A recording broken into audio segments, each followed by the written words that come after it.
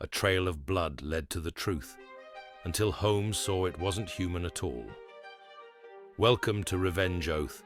I'm your moderator, Conan Doyle. Where are you joining this case from? Share in the comments.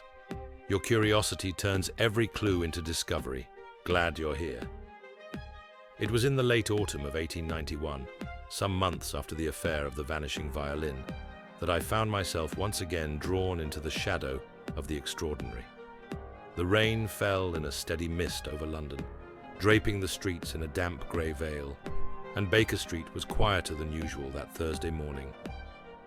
I had just returned from my morning walk, finding Holmes in his customary pose, stretched languidly across the settee, a Persian slipper at his elbow containing his tobacco, and his steely gaze fixed upon the ceiling as if willing the truth of the universe to reveal itself from its cracks.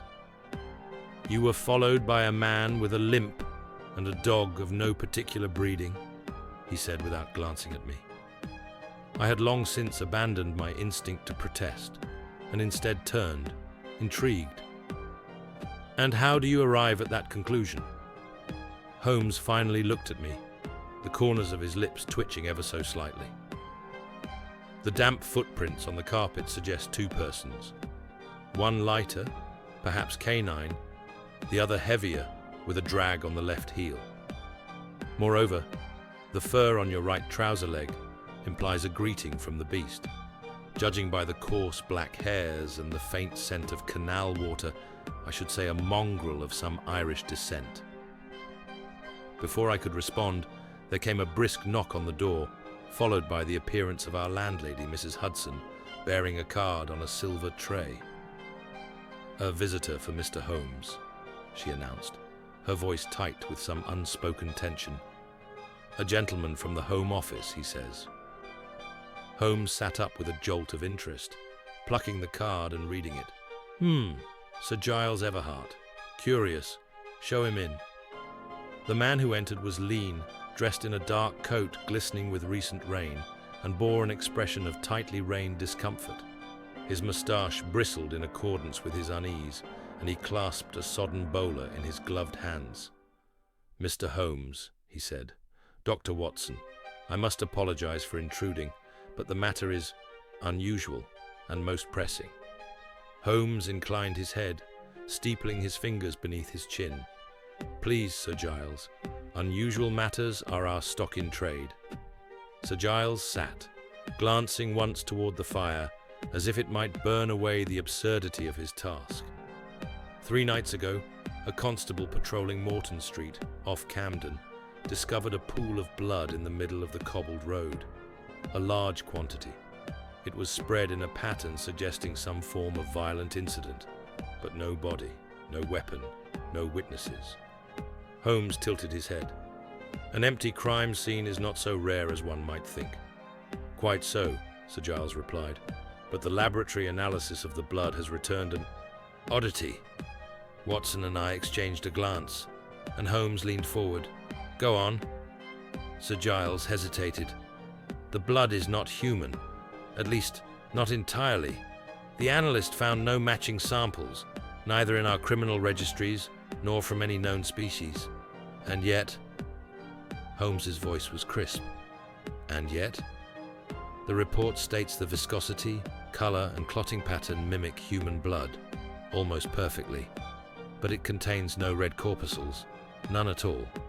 It behaves as if it were manufactured." There was silence for a moment. Holmes rose and crossed to the window, staring out into the fog. "You believe this to be a hoax?" Sir Giles shook his head. "Number. There's more. 2 other such pools have appeared since then. One near the Zoological Gardens, the other behind a private residence in Mayfair. Each time no witnesses, no trace of a struggle, only blood, and always not quite human." Holmes turned, his eyes aglow. "Fascinating.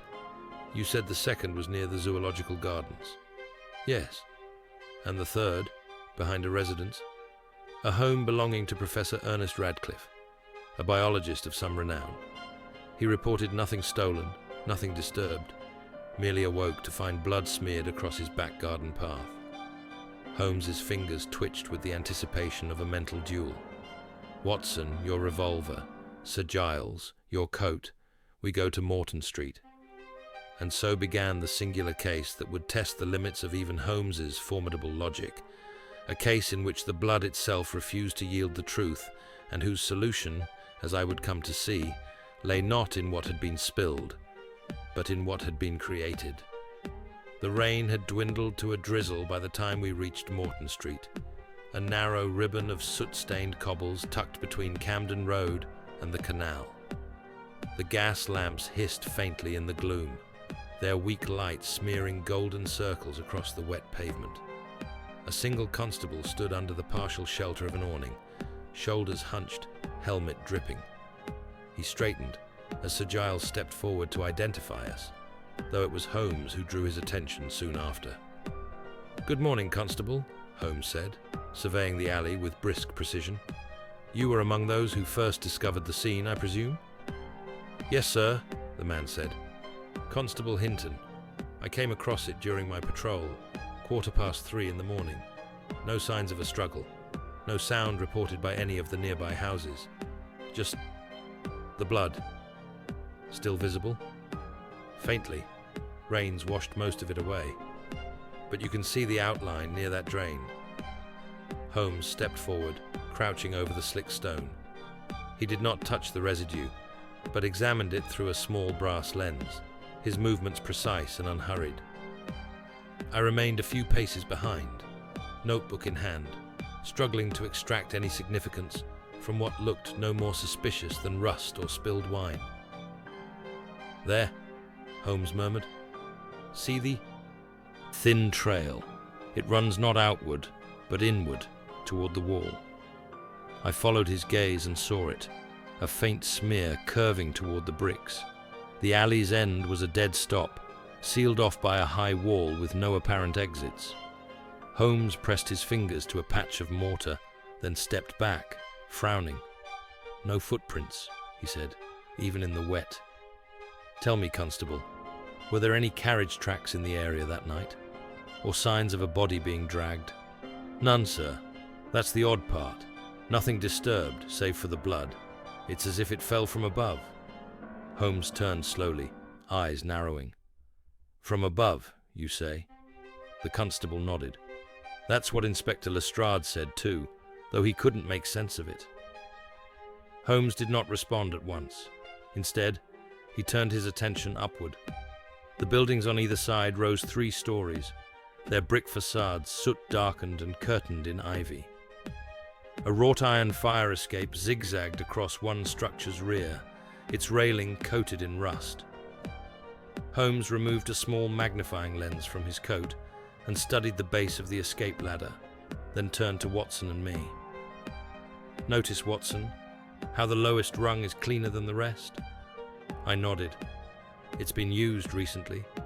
"Precisely. And look here, just beneath it, a speck of matter adhering to the wall. Watson, your medical opinion. What would you say this is?" I leaned in to peer at the reddish-black smear Holmes had indicated. It was caked dry but tacky around the edges, and I caught the faint, unmistakable scent of iron. Coagulated blood, but not human. Too viscous. The cellular breakdown is off, even to the naked eye. Holmes gave a satisfied grunt. "So we now have confirmation that the substance travels, not along the ground, but through the air or from the upper stories. Come." He ascended the fire escape with surprising agility, pausing at each platform to glance into the windows. Most were dark or shuttered. One, however, was slightly ajar. Holmes paused there and gestured to us. "This is the flat above the blood's origin, locked from the inside. Note the scratches here. See how the paint is disturbed at the edge? A fine blade, recently used." Sir Giles stepped closer. "Are you suggesting someone entered through the window, tampered with the latch and then left, leaving no trace but that blood?" "More likely they exited this way," Holmes said, "and wanted to ensure the appearance of no intrusion. Watson, your revolver." I passed it to him without comment, and he pressed gently on the window. It creaked open. Inside was a modest apartment, sparsely furnished. Books lined the far wall, interspersed with framed sketches of anatomical subjects, some human, others distinctly not. A brass microscope sat atop the desk, beside a collection of sealed vials. One was broken. Its contents, thick and dark, had oozed onto the desk's edge and dripped down onto the wooden floor. Holmes crossed to the table and examined the fragments. "Spill consistent with what we found outside," he murmured. "And here the seal, eroded from within. Not an accident. Someone deliberately compromised this container." I bent to examine the droplets on the floor. They trailed in a steady line to the far corner of the room, then ended abruptly. No footprints, no smears beyond. It was as though the substance had bled, then vanished. Sir Giles was peering at the wall of sketches. "These aren't natural," he said. "Some look like dissections, but the forms are fictional. This spine is segmented like an eel's, yet the skull resembles a chimpanzee. And this appears to be a circulatory map, but the annotations aren't in English or Latin." Holmes took one of the sketches down and examined the reverse. "Radcliffe," he said. "Ernest Radcliffe, the biologist. This is his hand. It seems our third bloodstain location is more than just coincidence." "You believe Professor Radcliffe was conducting some experiment?" I asked. "I believe," Holmes said slowly, "that Professor Radcliffe was working with a synthetic biological compound, something engineered, possibly derived from animal tissues, but designed to behave like human blood." Sir Giles stared at him. But for what purpose? Holmes turned to the desk again. There, partially hidden beneath a paperweight, was a scrap of correspondence.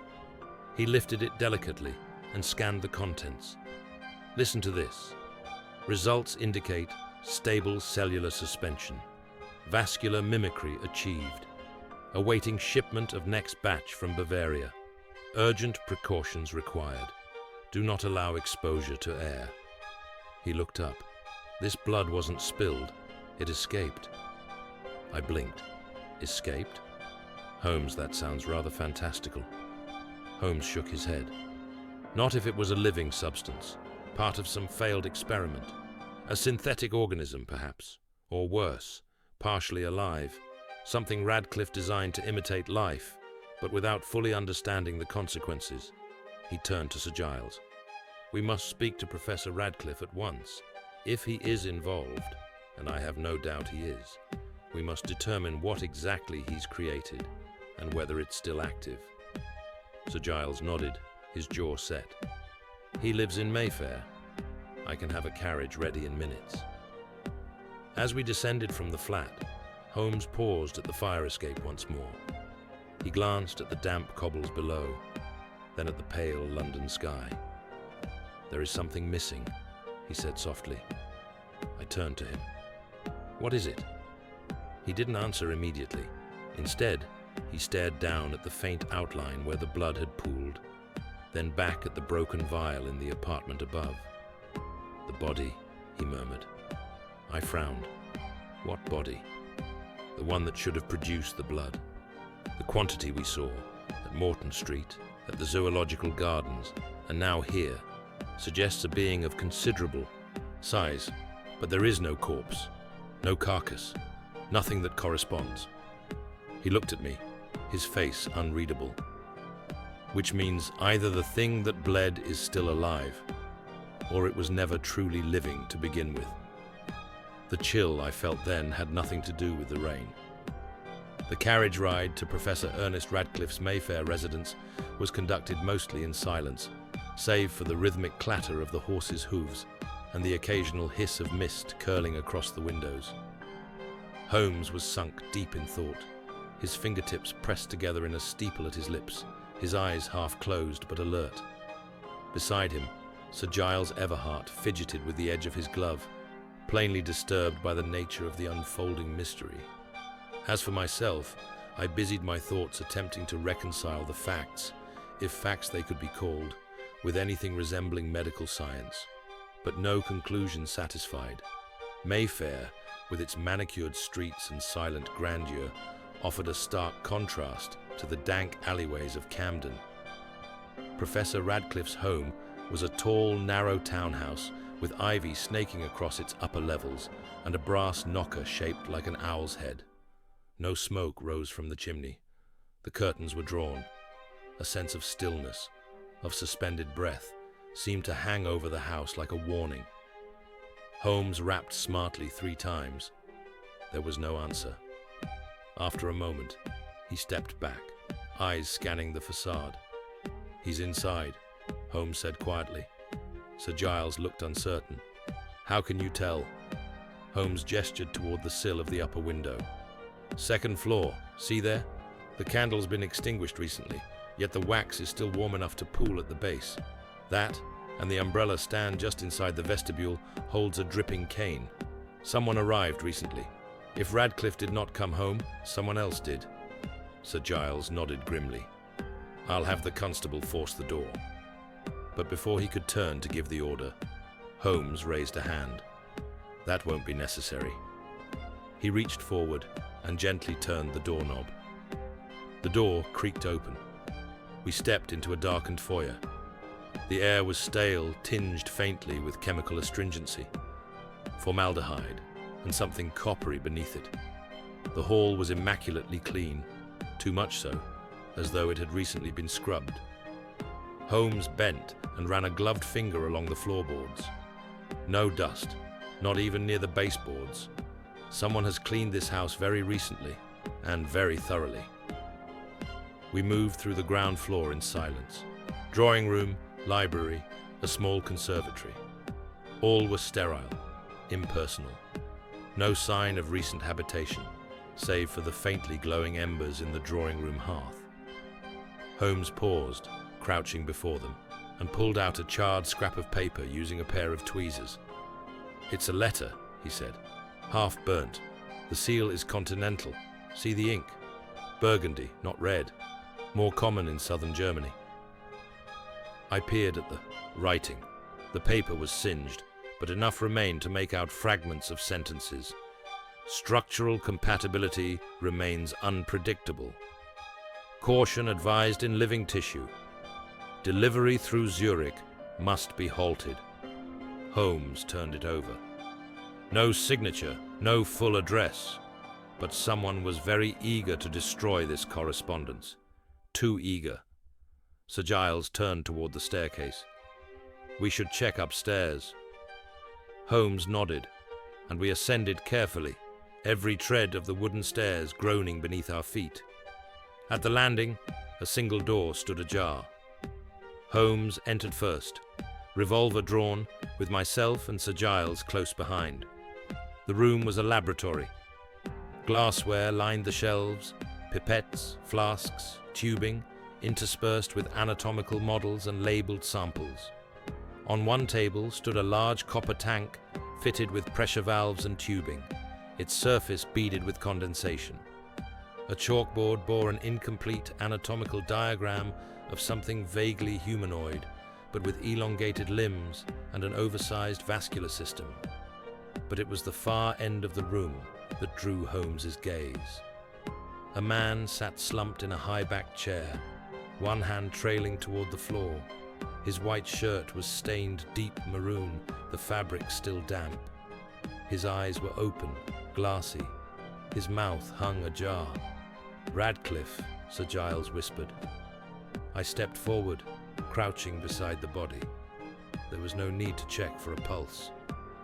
"Dead at least 2 hours," I said, "but not from any injury I can see. No wounds, no signs of asphyxiation. But look here, around the mouth." Holmes had already bent to examine it. Foam, and a faint discoloration along the gums. I nodded. Poison, something that acts on the nervous system. Holmes stood and moved to the desk. He picked up a glass, half full of dark liquid, and sniffed it cautiously. "Arsenical alkaloid," he murmured. "But why take poison here, in his own laboratory? Unless..." He trailed off. We both turned at the sound of a soft click. Sir Giles had opened a cabinet beneath the dissecting table. Inside, wrapped in oilcloth and packed tightly in straw, were several sealed glass jars. Each one bore a label in precise handwriting. Holmes lifted one, turning it slowly. The label read, Hemofluid B3, humanoid variant, reactive, maintain under cold storage. Another read, Hemofluid C7, failed symbiosis, highly unstable, disposed by incineration only. What in God's name? I breathed. An experiment gone too far, Holmes said quietly. Radcliffe was attempting to replicate the properties of blood, perhaps even to improve upon it. But the samples we found in Camden and at the zoological gardens, they were not merely test material. They were active. Alive? I asked. In a manner of speaking, at least responsive to temperature, possibly even autonomous under the right conditions. Sir Giles looked shaken. Then these incidents, the blood, were not accidents. He lost control of one of his samples. Holmes nodded. Or someone took them from him. Consider this. 3 locations, each one with no sign of forced entry, no body, no witnesses. And now Radcliffe is dead, likely poisoned by his own hand. But this doesn't feel like remorse. It feels like silence. Someone wanted him quiet. I moved to the desk, scanning the papers there. Many were formulas, annotations, but one was a ledger. Dates, quantities, destinations. Holmes, look here. Holmes joined me, eyes scanning the list. He tapped a line halfway down. Delivery, sample B3 to LG, 11 Henrietta Mews, 2nd November. LG, Holmes repeated. A client, perhaps, or a collaborator. He turned to Sir Giles. Do you know of any scientist, doctor, or financier with those initials, LG, connected to Radcliffe? Sir Giles hesitated. Possibly. There was talk of a Lord Garrett, a reclusive peer with interests in chemical biology, sponsored several controversial experiments before the Crown withdrew support. His estate is near Suffolk. Holmes's gaze darkened. Then we have our next destination. He turned back once more to the corpse of Professor Radcliffe, then to the sealed copper tank. Watson, do you smell it? I frowned. The astringent odor. It's stronger here. Holmes nodded. The seal on this tank is weak. If Radcliffe was storing unstable compounds in there, we may not be safe. Sir Giles stepped back. Should I call in the yard's disposal unit? Not yet. First, we visit Lord Garrett. We must understand what has been sent to him before we destroy anything. The trail is still warm. Holmes moved quickly, slipping the ledger into his coat and giving the copper tank one final glance. If Radcliffe's death was the work of another, he murmured, we may not be far behind them. And if he feared what he created, he did not finish the sentence. He did not need to. For already we felt the growing weight of something unnatural, something engineered to bleed and survive, without ever being alive in the way we understood it. And whatever it was, it had escaped its maker. The carriage ride to Southwark was marked by a tension that clung to the air like soot. Holmes said little, his expression grim, fingers drumming a rapid rhythm against the edge of the seat. I, for my part, was preoccupied by the ledger resting between us, its entries a precise catalogue of deliveries that read more like a confession than a business record. Sir Giles sat opposite, eyes fixed on the street beyond. Though it was plain he was turning over the same questions in his mind as I was. What was sample B3? And why did Lord Garrett, a peer of the realm, require it? It was just after 4 o'clock when we arrived at 11 Henrietta Mews, a quiet, brooding cul-de-sac just beyond the bustle of Borough High Street. The house stood at the far end, 3 stories high and constructed from dark stone that absorbed the light of the late afternoon like a sponge. Its windows were shuttered, and the iron gate creaked open without resistance when Holmes pushed it. No bell, he noted. No knocker. Curious. He rapped twice with the hilt of his cane. There was no answer. Holmes tried the door. It opened, unlocked. He exchanged a glance with Sir Giles, then stepped inside. The air within was stale and cold. Heavy drapes blocked the fading daylight, and the interior was draped in shadow. We found ourselves in a narrow hall lined with peculiar objects. Glass vitrines containing bones, antique surgical implements, and most oddly, a row of mounted specimens of animal hearts preserved in wax. "Charming décor," I muttered. Holmes moved silently, his eyes sweeping across every surface. We passed into a large study at the rear of the house. A single oil lamp burned low on a desk, covered in notebooks and sealed letters. The room was utterly silent. Then Holmes stopped short. I followed his gaze and saw the figure in the chair. An elderly man, dressed in a velvet smoking jacket, slumped motionless. His head lolled to the side, eyes open and fixed. A glass lay on the floor beside him. Holmes crossed the room in 3 strides and checked the pulse at the man's throat. "Dead," he said quietly. "Less than an hour. Still warm." Sir Giles swore under his breath. "Poison? Very likely." Holmes examined the empty glass, sniffing it. Bitter almond, cyanide, quick, clean. Not unlike Radcliffe's method, though this was faster. I examined the corpse. "This matches the portraits I've seen of Lord Garrett. He's been dead less than an hour, Holmes. That means—" "Yes," Holmes interrupted. "We've only just missed them. The pattern continues." He turned to the desk and scanned the papers. Most were financial records and letters, but one was addressed to Radcliffe in a heavy hand. "Ernest," the sample arrived intact. "Curious substance. Reacts to heat, but also to sound. Vibrates at certain frequencies. Reminds me of the cephalopod nervous system. We'll begin trial of containment structure tomorrow." G. Holmes exhaled slowly. They weren't merely creating artificial blood. They were cultivating something capable of response. "To sound," I said. "You mean like echolocation?" "Or instruction," Holmes said. "Think, Watson. If the substance responds to external frequencies, it might be trainable, controllable. A biological mechanism designed not just to mimic life, but to obey." Sir Giles leaned heavily against the mantel. "We're not investigating a murderer," he said. "We're investigating the fallout of a failed experiment, one so dangerous that everyone involved is being eliminated to erase it." Holmes nodded. "Yes, and the killer is methodical, precise. They allow no witnesses, no deviation. But they left one thing unaccounted for." I looked up. "What's that?" "The blood," Holmes said softly. "It continues to appear, which means either the substance is escaping its handlers or someone is using it."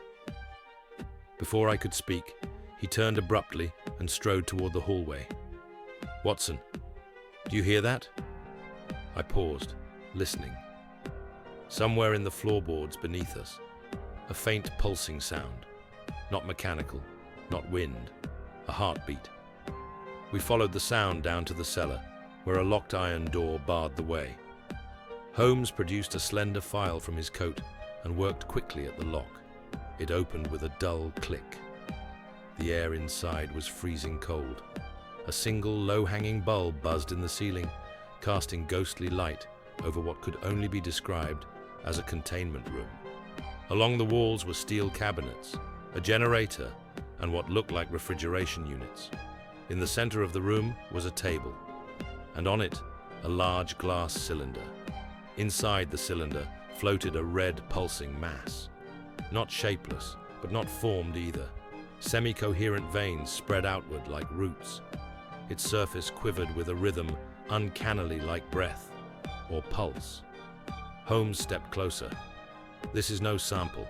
It's a specimen." The mass shifted, subtly, as if aware of our presence. Holmes turned to a monitor, a crude device attached by copper wiring. A dial on the side was marked in hertz. As he turned it, the pulse of the red mass changed. Slower, faster, erratic. Good Lord, I whispered. It's responding, Holmes said, to frequency. This is a responsive organism. A prototype. Sir Giles approached, face pale. It's alive? Alive enough, Holmes said. And listen. From the ceiling above, faint but unmistakable, footsteps. Holmes held up a hand. Someone else is here. We killed the light and stood motionless. The footsteps passed directly above, then began descending the stairs. Holmes whispered, "Watson, to the side, now." We scattered into the shadows just as the iron door creaked open again. A figure entered, tall, slender, hooded. They approached the cylinder, unaware of our presence. From beneath their coat, they withdrew a syringe filled with a bright blue fluid. They unscrewed the top port of the glass chamber and inserted the needle. Holmes moved like lightning. "Stop!" The figure whirled, but Holmes had already closed the distance. A brief scuffle, the syringe clattered to the ground, and the hood fell away. A woman, mid-30s, pale eyes, calm despite the ambush. "You're too late," she said. "It's already begun." Sir Giles stepped forward. "Who are you?" She smiled faintly. "Dr. Celia Markham. I worked with Radcliffe until I saw what he was doing." Holmes's expression darkened. "Then you've been killing your colleagues to stop the project?" Markham shook her head. "Number, I've been trying to stop it, but someone else has been eliminating them. Someone who wants the research buried and the organism perfected." Holmes lifted the siren from the ground. "What is this?" "A suppressant. I was trying to neutralize it, but the more it grows, the more it learns." Watson stared at the pulsing form in the cylinder. "What is it?" Markham's voice was barely above a whisper. "It's not just blood. It's a synthetic circulatory system grown from hybrid tissue. Radcliffe made it as a replacement for damaged organs. But it didn't stay passive. It adapted. It became curious." Holmes turned back to the creature. Its pulse had accelerated. "And if it escapes?" I asked. Markham looked up. "Then it will find a host. And the next blood pool we find won't be without a body. It will become the body." Holmes nodded slowly, eyes hard. "Then we must ensure that never happens." The bulb overhead flickered. A low hum echoed through the pipes. The blood pulsed faster. Whatever they had created, it was awakening. Holmes stood perfectly still, eyes fixed on the throbbing mass suspended in the cylinder. It pulsed with alarming regularity now, as if it had developed a rhythm in direct response to our voices, the fluctuations of sound feeding its awareness. I found myself backing a step away without conscious decision, and I noticed Sir Giles instinctively placing a hand on his revolver. The air in the cellar had grown heavier, tinged with something organic and damp, as though the creature, or organism, or thing, was beginning to emit its own presence.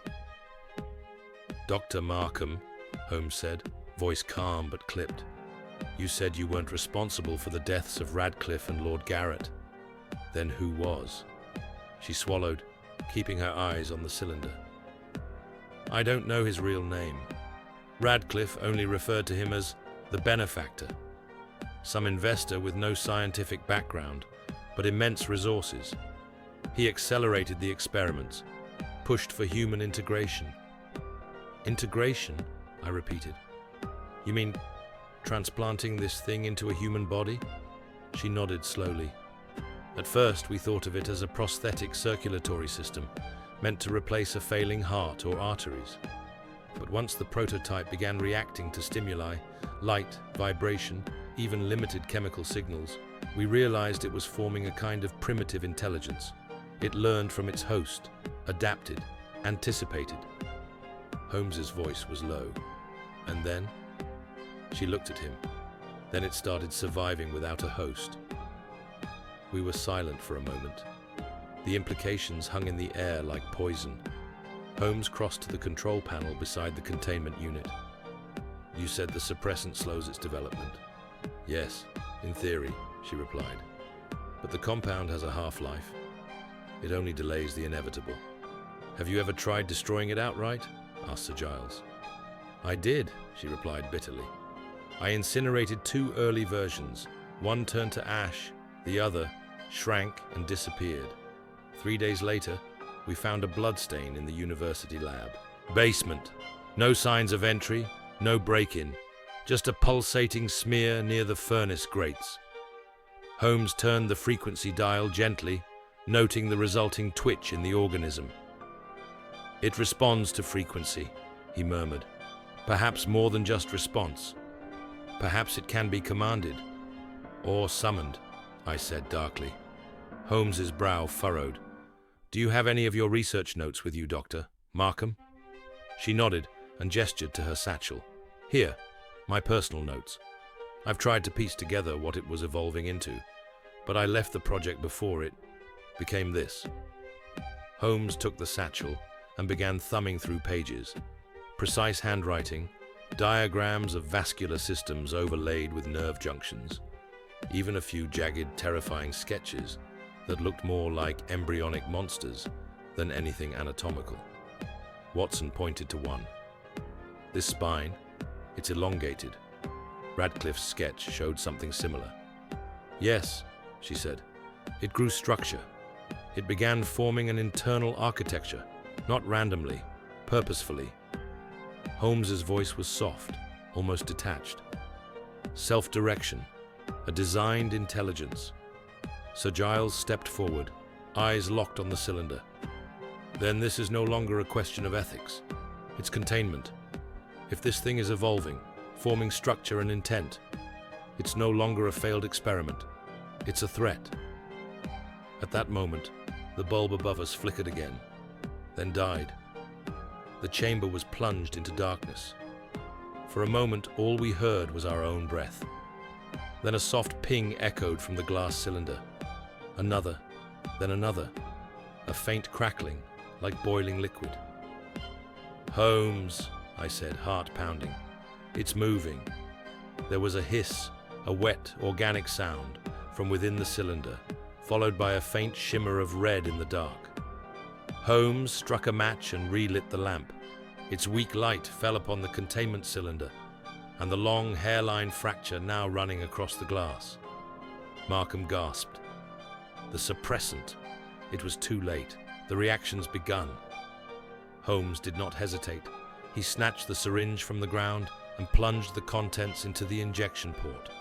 For a second, the organism flared crimson, then contracted violently, the pulsing rhythm becoming erratic and fast. It's reacting, Markham breathed. Too strongly, Holmes replied. The crack widened. Back, he barked. We stumbled away as the cylinder split with a deafening shatter. Glass exploded outward, and the contents, no longer contained, splashed across the floor in a steaming, viscous wave. The mass writhed, twitching as it landed, drawing itself inward like an animal, and then it stopped moving. For a long moment, the only sound was our ragged breathing. Then Holmes approached it cautiously. The mass was inert, shriveled, its surface pockmarked and blackened. Dead? Sir Giles asked.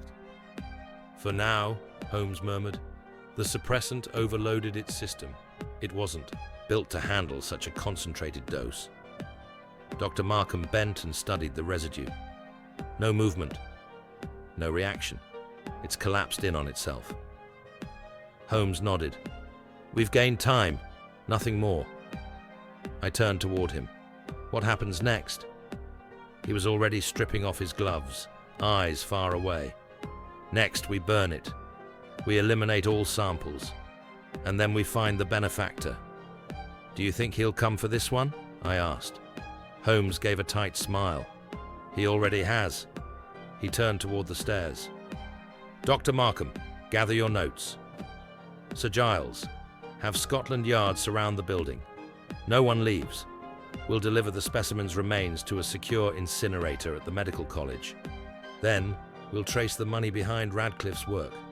Holmes, I said quietly, if it had escaped, what would it have become? He paused on the stairs. A parasite, he said. One that doesn't kill its host, but uses it, enhances it, changes it.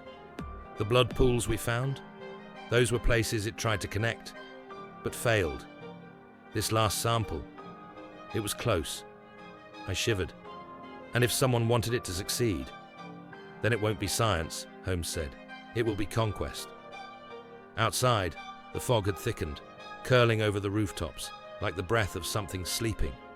As we emerged from the house, I saw Holmes glance upward, his sharp gaze scanning the rooftops. Somewhere, the benefactor watched, waiting. But for the first time, the monster was still, and the game was afoot. The incineration chamber at St. Bartholomew's Medical College hissed with the finality of a tomb. The remnants of the synthetic organism, now blackened and motionless, lay sealed inside a reinforced steel canister, bolted shut and locked behind a triple-lever furnace door.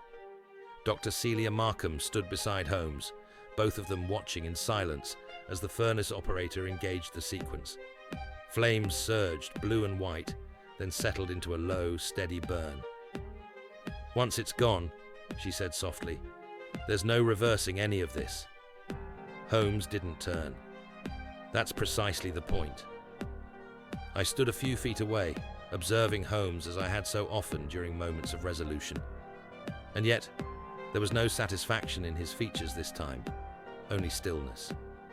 Beneath it, I sensed something I rarely glimpsed in my old friend: uncertainty. Once the final embers died away, Holmes stepped back. "Come, Watson, we've done what we can with the body. Now we must tend to the mind behind it."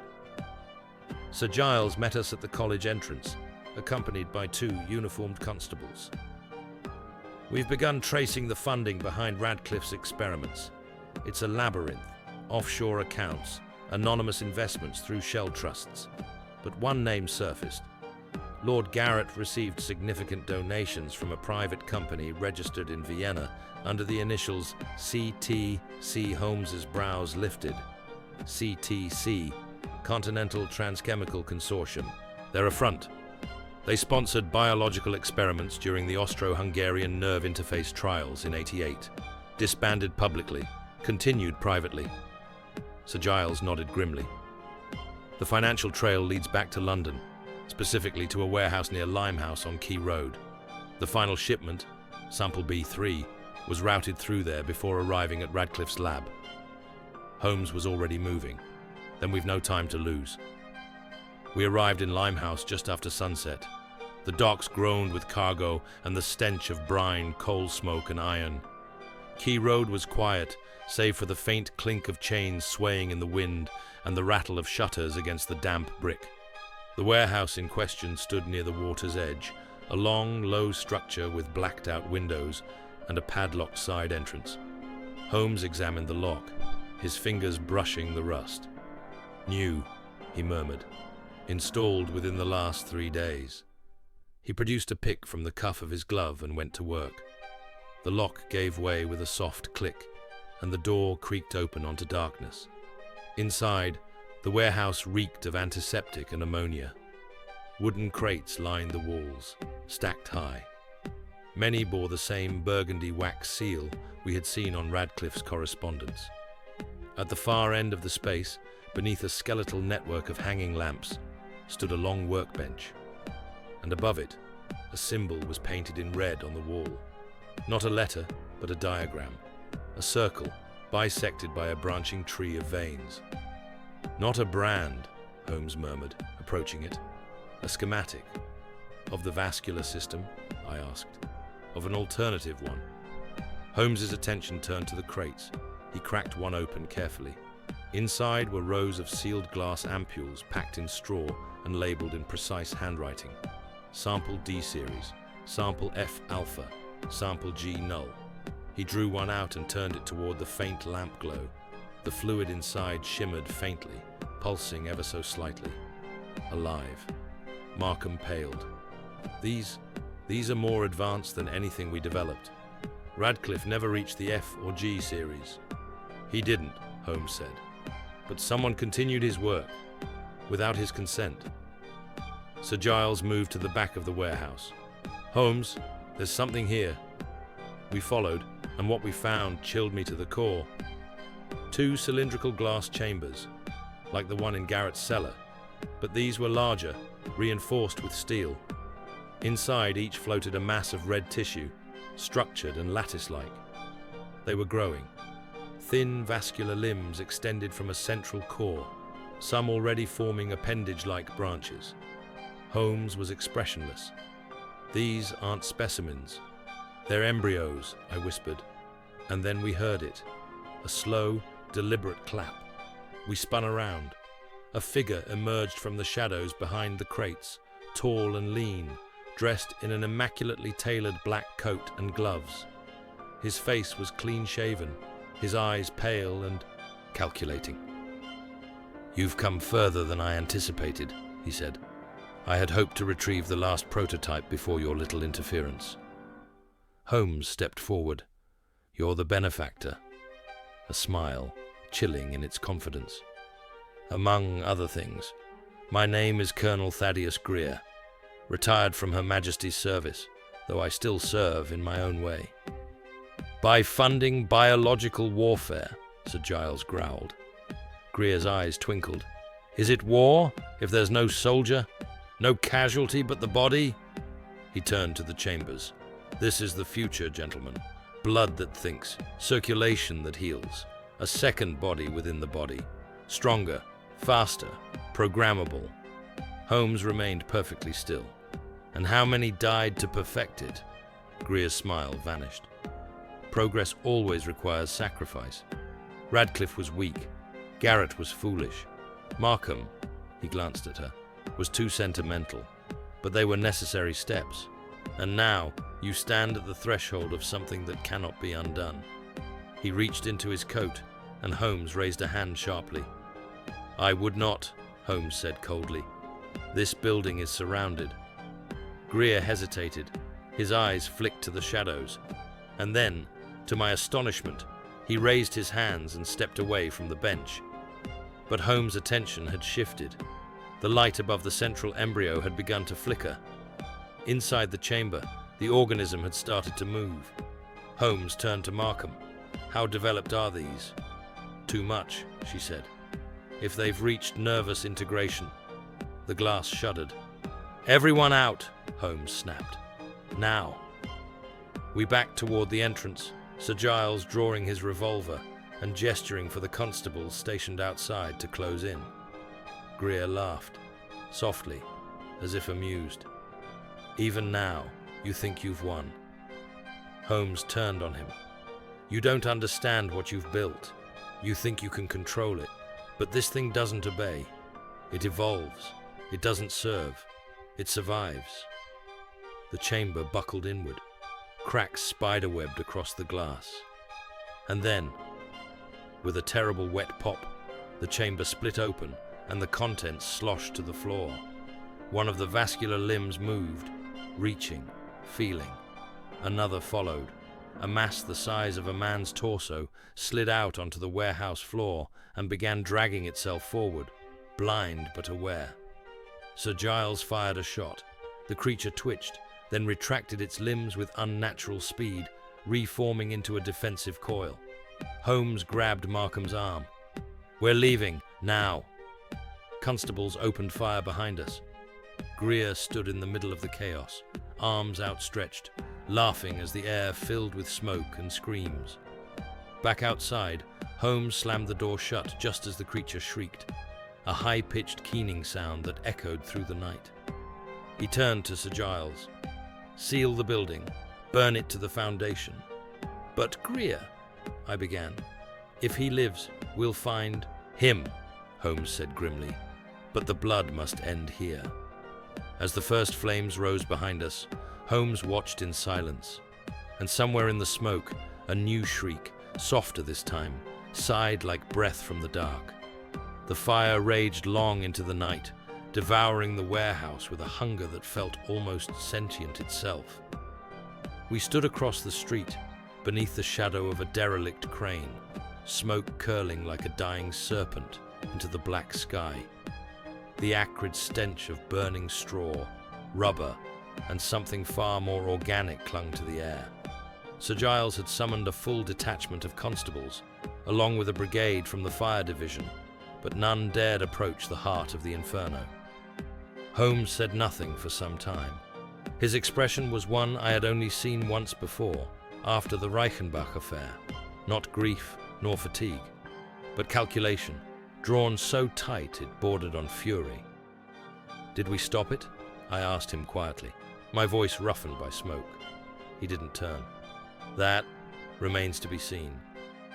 Beside us, Dr. Markham stood with arms folded tightly across her chest, her eyes red but dry. "I should have burned the samples myself," she said.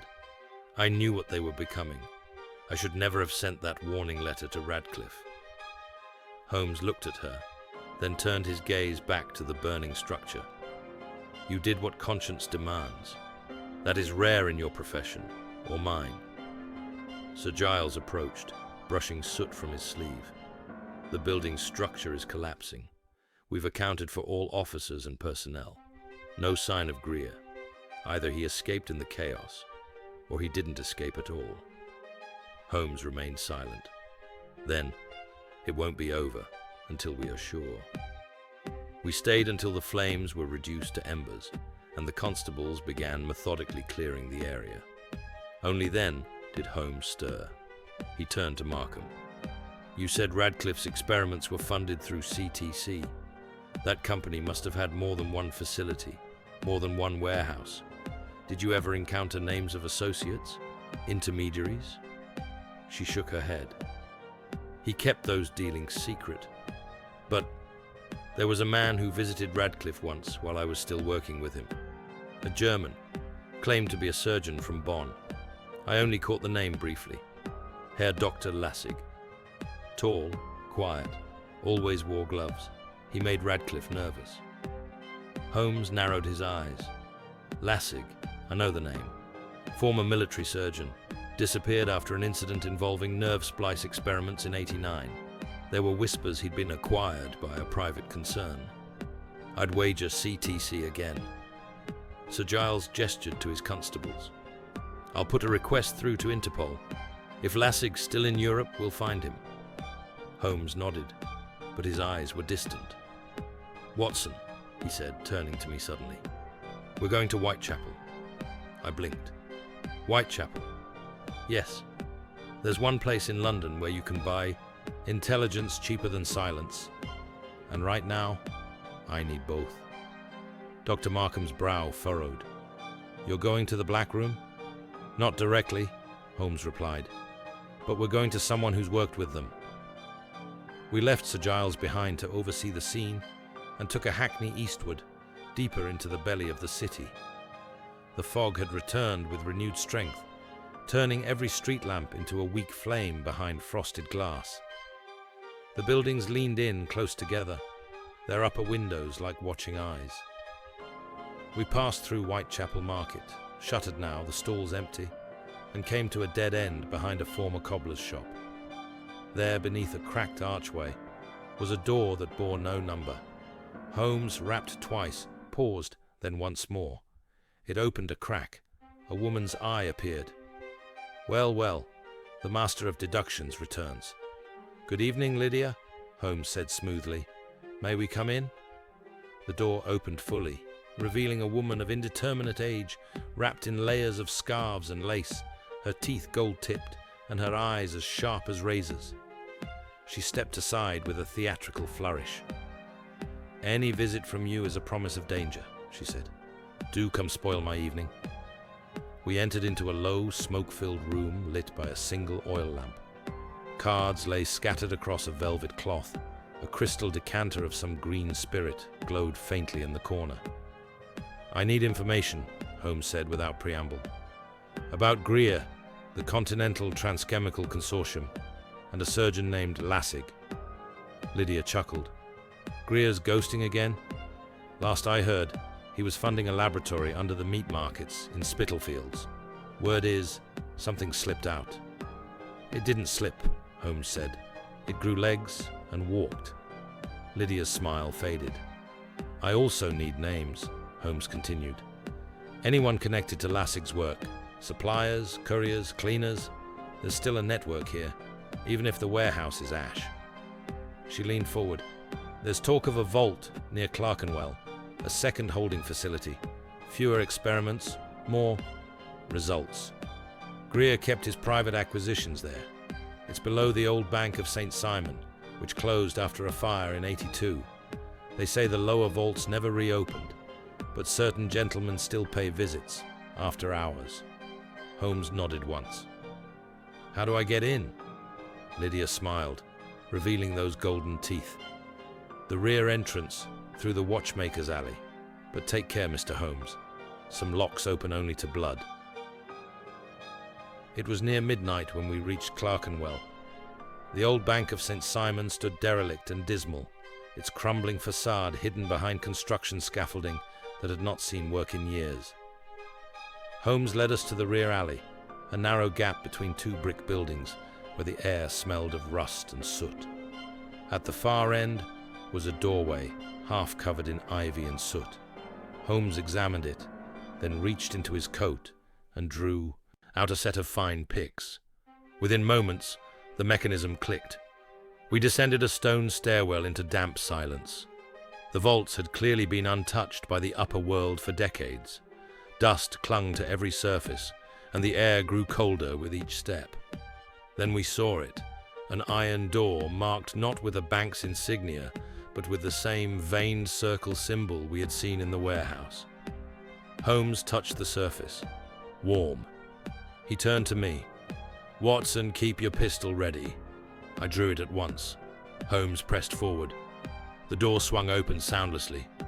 Inside was a circular chamber, dimly lit by low red lamps embedded in the ceiling. Around the room stood 6 large tanks, cylindrical, metallic, each connected by thick tubing to a central control panel. Inside each floated a humanoid form, suspended in crimson fluid. Not quite alive, not quite dead. Markham whispered, "They're not clones. They're hosts." And on a far wall, seated in a chair before a thick stack of ledgers, was Colonel Thaddeus Greer, alive. Holmes raised his voice. "You're persistent, Greer. I'll give you that." Greer looked up slowly. Sherlock Holmes, of course. No shock, no fear, only calm calculation. "You've burned one warehouse," he said. "It doesn't matter. The real work is here. This is where the system lives now. It is no longer dependent on us." Holmes stepped forward, revolver drawn. "You'll shut it down." Greer smiled faintly. "You can't shut it down. It's not a thing. It's an idea. And you know better than anyone, Holmes. Ideas don't die." Holmes aimed directly at the central control panel. Number, but machines do. Before Greer could move, Holmes fired. The bullet struck the main valve. Sparks flew. Red fluid surged through the pipes. The tanks exploded. Red mist filled the air. Chaos erupted. Markham screamed, pulling me backward as one of the host forms lurched forward, skin sagging, eyes empty, blood coiling around its wrists like serpents. Holmes turned and shouted, "Run!" We fled into the vault stairwell, smoke and shrieks following us. Behind us, the chamber shook with the sound of rupturing metal and the birth of something entirely unnatural. But we had one advantage left. We knew it was coming. We stumbled out into the fog-laden street, the heavy steel door of the vault slamming shut behind us, like the final note of a funeral dirge. My ears still rang from the gunshot, and the acrid reek of ruptured containment fluid clung to my throat like smoke. For a moment, none of us spoke. Holmes leaned against a gas lamp post, breathing hard, while Markham stared at the ground, visibly shaken. Behind us, deep in the vault, a low, muffled hum began to rise. Steady, rhythmic, unnatural. Sir Giles, who had arrived moments earlier with a dozen constables in tow, took one look at our faces and drew his revolver. "What's down there?" Holmes's voice was gravel. "The final phase." We led the yard officers back toward the vault entrance, but Holmes stopped just short of descending the stairs again. He placed a hand on the banister and turned slowly to Giles. "You cannot go in there." Giles bristled.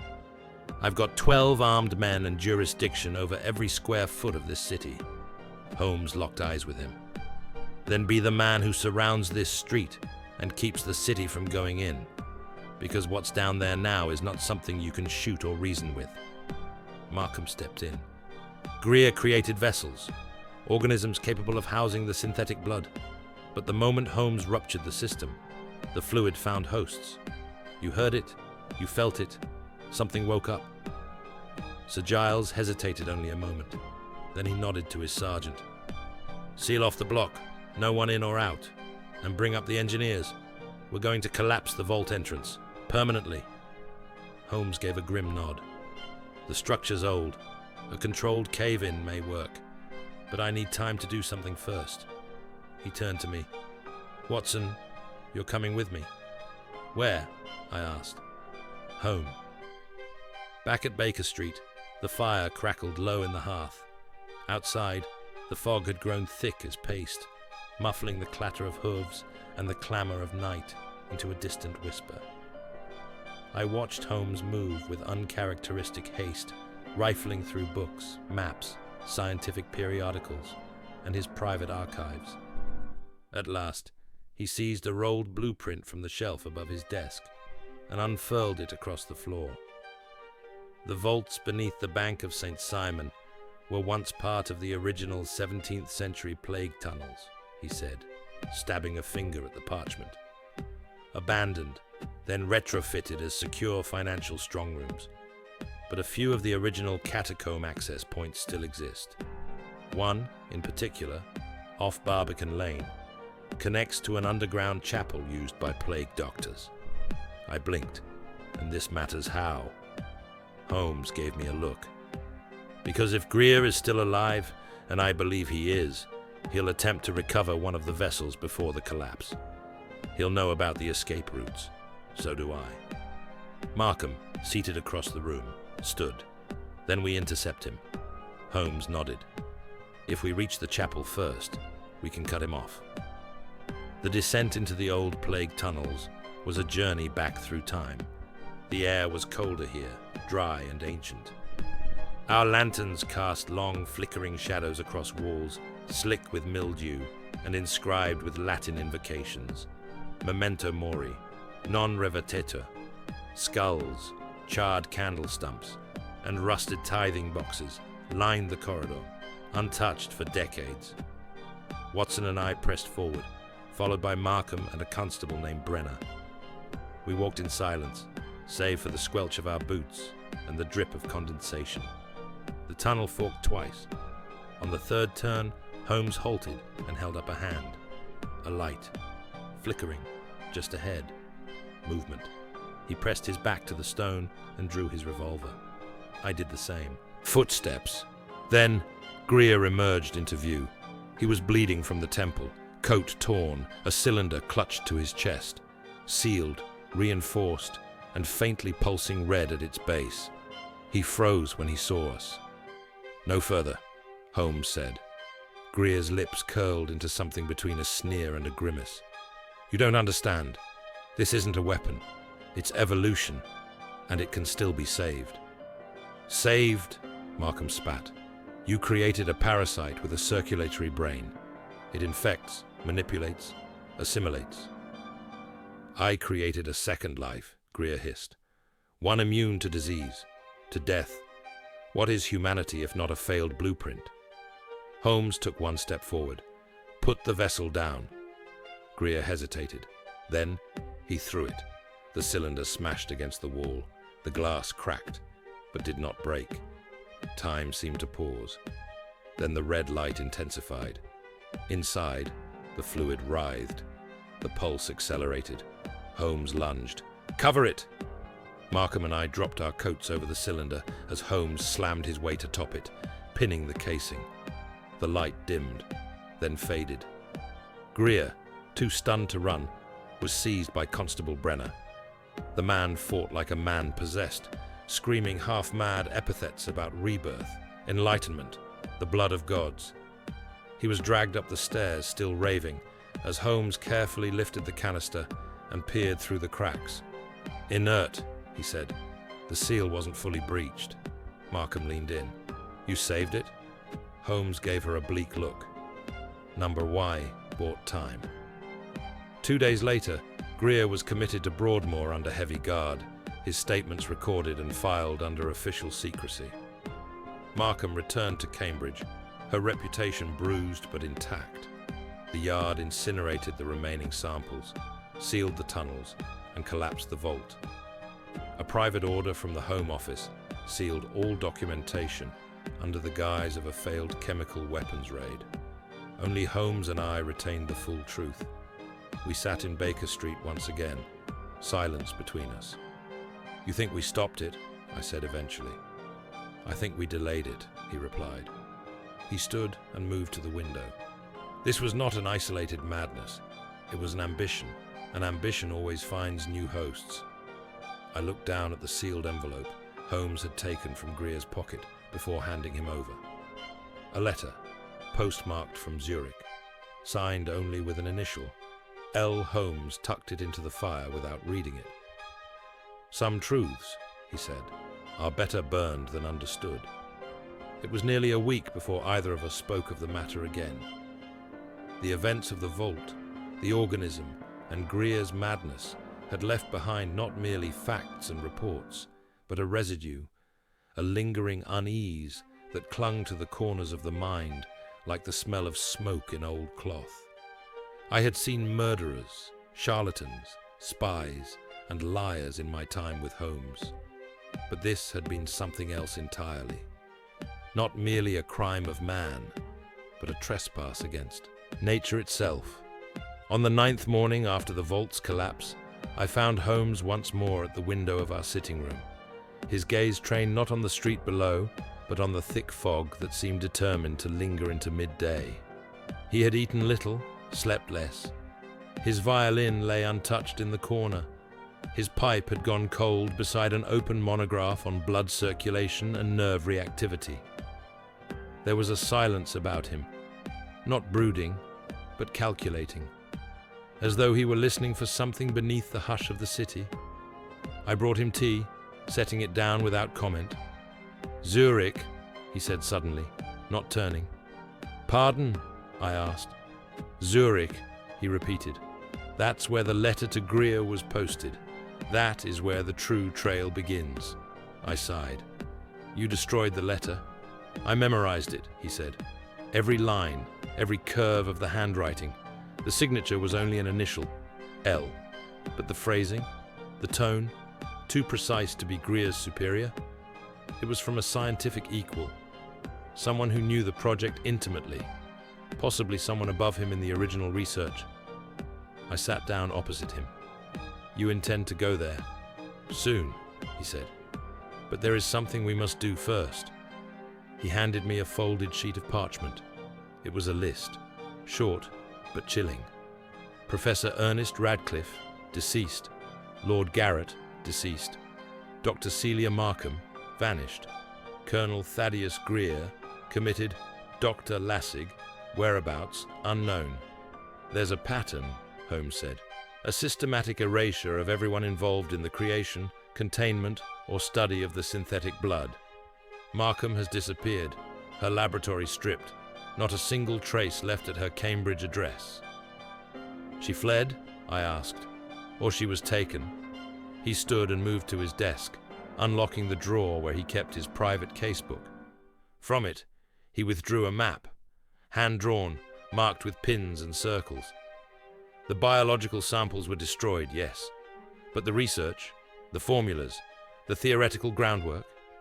He tapped the center of the map. "That survives. The question now is, where?" There was a knock at the door. Holmes looked to me. "Expecting anyone?" I shook my head. He moved to open it cautiously.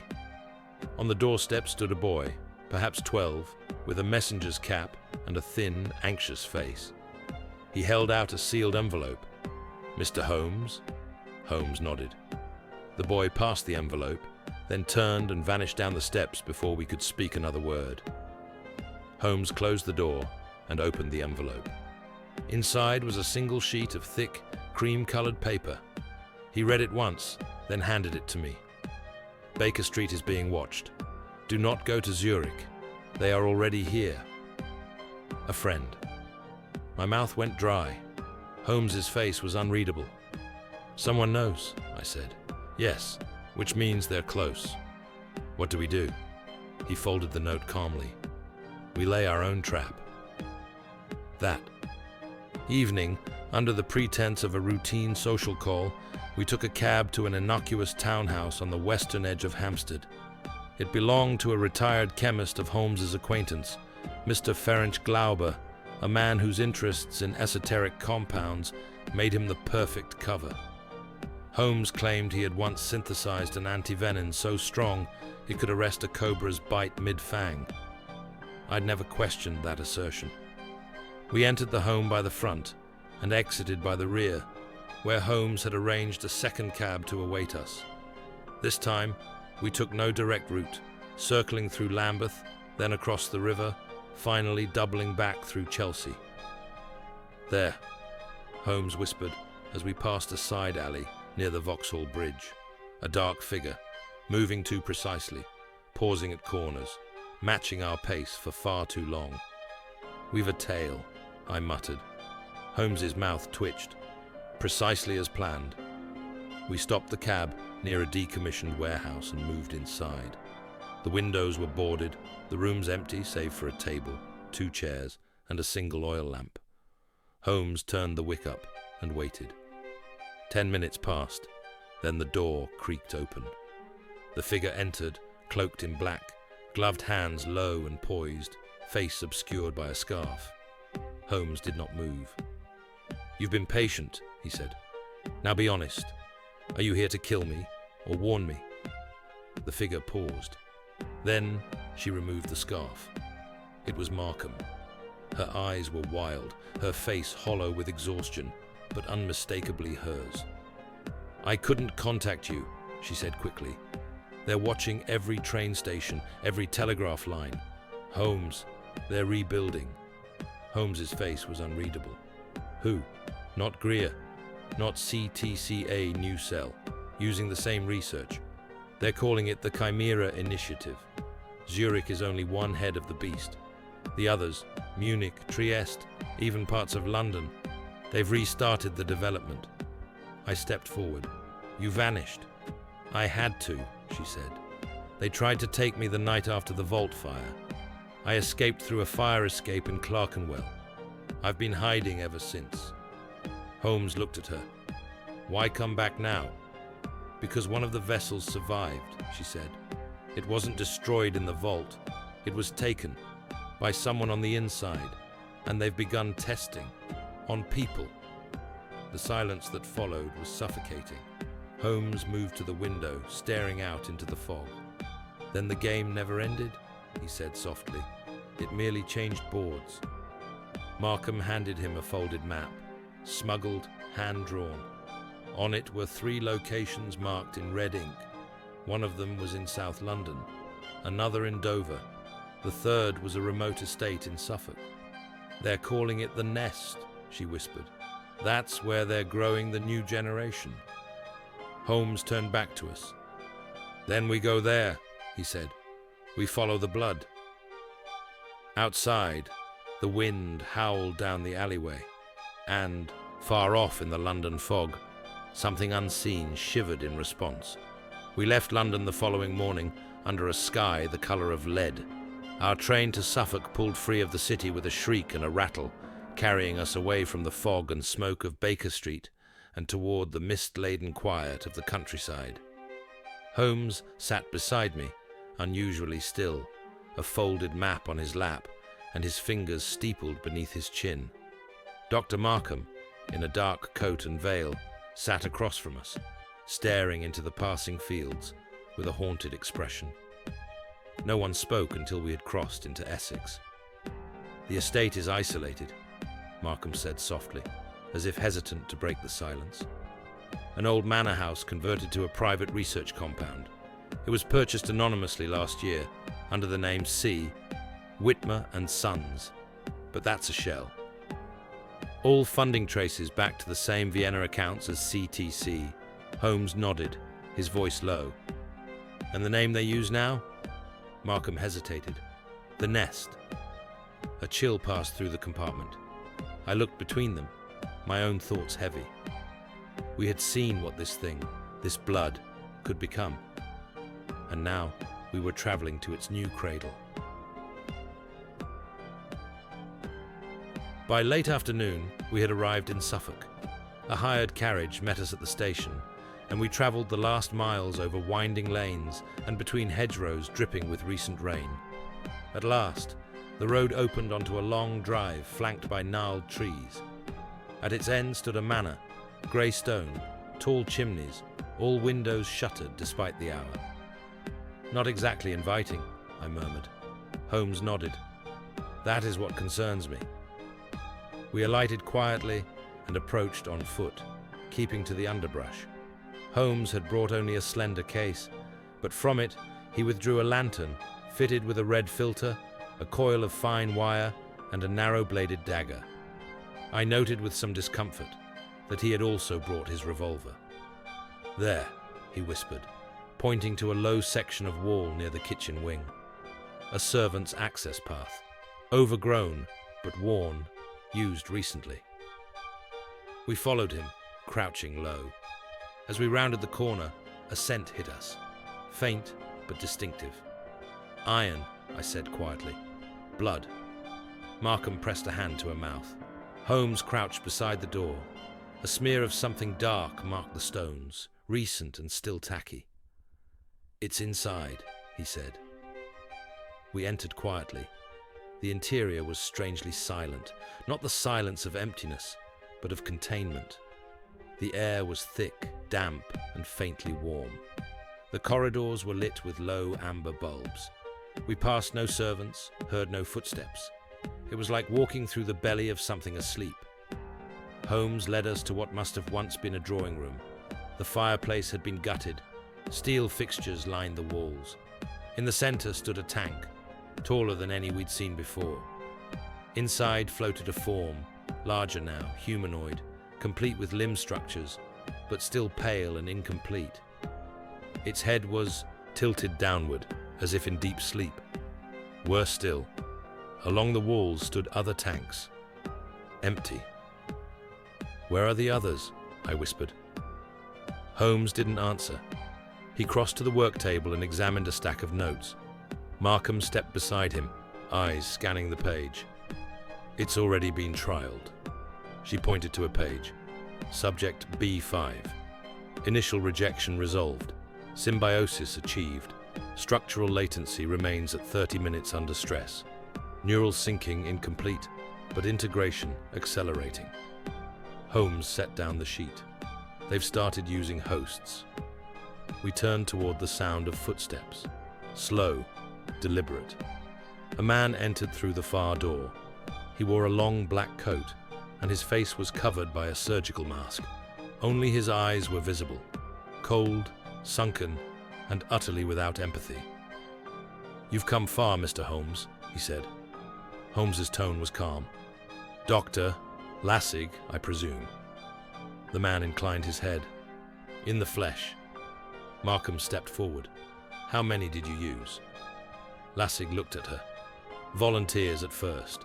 Then, acquisition." "Kidnapping," I snapped.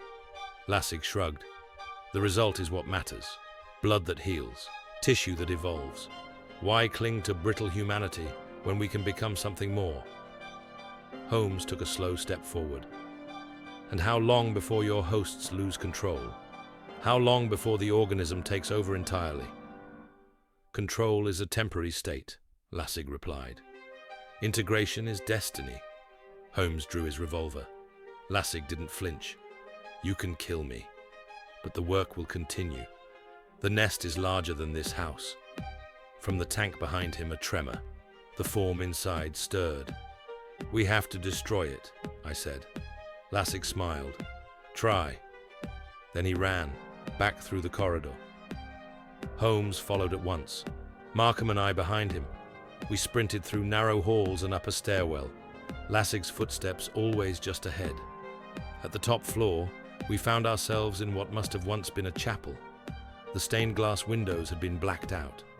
Medical crates lined the pews. And standing in the center? A man, or something like one. Its face was pale, slick, its eyes black pools of glass. Beneath its skin, red veins pulsed, not in rhythm with a heart, but in sync with some external force. Its movements were graceful, too graceful, like a marionette half loosed from its strings. It turned to us and spoke, but its voice did not come from its mouth. It came from the walls, from the blood, 100 whispers at once, in one impossible voice. "We see you." Holmes raised his revolver and fired. The shot struck the creature's shoulder, but it did not bleed. The wound closed almost instantly. "Downstairs!" he snapped. We fled, back to the drawing room. Holmes ran to the tank's console, eyes scanning the dials. "This chamber, Markham, how do we rupture the seal?" She grabbed a lever, yanked it. Steam hissed. The tank trembled. I took my revolver and fired at the tank's base. The glass cracked, then burst. The creature inside writhed and screeched, not in air, but in sound, a frequency that tore at the mind. We fell to the ground, clutching our heads. Holmes crawled forward. "It's not fully formed. It's vulnerable." He struck the gas line valve, wrenched it open. "Watson, your match." With shaking hands, I lit a match. Holmes threw it. The explosion was instant. The fire roared up through the walls, consuming the tank and igniting the serum within. We staggered from the house as flames climbed the old stone-like vines. Windows burst. Screams, inhuman, echoed and died. By morning, the manor was ash. 2 days later, we sat once more in Baker Street. Holmes looked tired, but resolute. "We burned it," I said. "Yes, but..." Holmes didn't look up. "Ideas don't die, Watson. Not truly. We cut off a head, but this Hydra has others." Markham stood. She looked to Holmes. "I'm going to Zurich to find the others. I can't rest until I do." He nodded. "You'll have our notes, our help, but take care." She paused at the door. "Will you come?" Holmes stared at the fire. "Not yet," he said. She left. I sat beside him. "You believe it's over?" I asked. Holmes stared into the flames.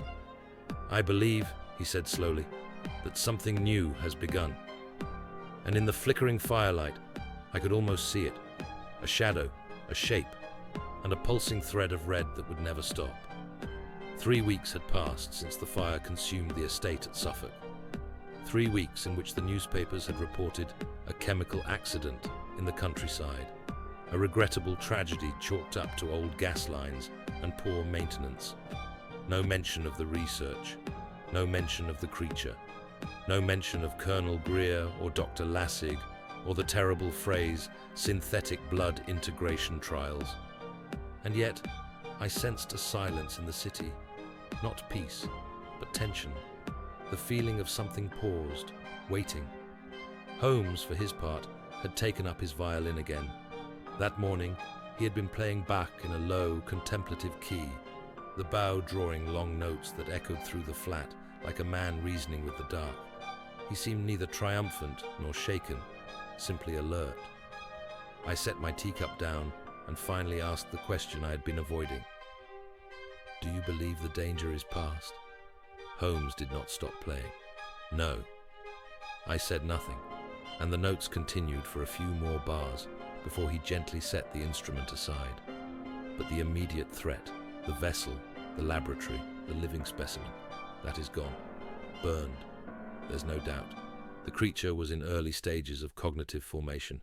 Its destruction was absolute. And the rest? He reached for his pipe, but didn't light it. There will be others. We've seen it.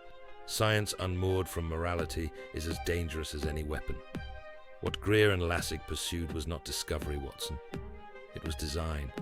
They wanted to remake the human form, to abandon the unpredictable beauty of nature in favor of something controllable, predictable. And that, he said, looking at me, is always where horror begins. A knock came at the door. Mrs. Hudson brought in the post. Holmes took a single envelope from the pile, foreign, bearing a Zurich stamp. He opened it carefully and read in silence. "Well?" I asked. He handed it to me. "Arrived safely. The nest's remnants scattered. Traces of the Chimera initiative in Lausanne and Brno, pursuing discreetly. Your insight was correct. The research did not die in England, but it was born here. Tell Dr. Watson, the blood has many names, and not all of them are human. CM." I folded the letter and handed it back. Holmes smiled faintly. "She'll do well." "You trust her?" "I trust she knows the cost of failure." We sat in companionable silence for a while, the quiet occasionally broken by the creak of the floorboards or the distant clang of a hansom cab. Finally, I said, "You never told me. How did you know the Suffolk estate was the nest?" Holmes looked amused. "Elementary, Watson. The map Markham recovered contained coordinates and notes written in a dialect of German specific to southern Austria. The ink was manufactured only in the town of Dürnstein. The envelope it came in bore a wax seal used by a courier service operating out of Ipswich, meaning the letter had crossed into England via an unlikely detour. All that to disguise proximity. It was a deliberate misdirection, unless one considered where such secrecy was unnecessary." He steepled his fingers. "Only someone working within England would hide their origin so inefficiently. The pattern of receipt timing and a particular grease smudge on the corner of the note, fish oil to be exact, suggested the writer handled paper after meals of a specific sort. Haddock, a local fair. All roads, Watson, led to Suffolk." I stared. "And the cracked tile on the laboratory floor?" He smiled. "Ah, that was just luck." I laughed, surprised. "You admit to it?" No, he said, eyes twinkling. "I admit to allowing you to think it luck. But rest assured, it had a role to play." We were interrupted again, another knock. This time, a constable, hat in hand. "Begging your pardon, Mr. Holmes. There's been a report, a peculiar one." Holmes stood. "Of course." "Another pool of blood," the constable said. "Camden Road, but no body, no crime scene. Just the blood." Holmes turned to me. "Your revolver, Watson." I stood, reaching for my coat. "You think it's the same?" Holmes didn't answer until we reached the threshold. He paused, looked out into the London fog. Thinner today, more transparent. "I think," he said at last, "the blood is never really gone, only waiting for a new vessel." And with that, we stepped once more into the mystery, into the logic, into the dark.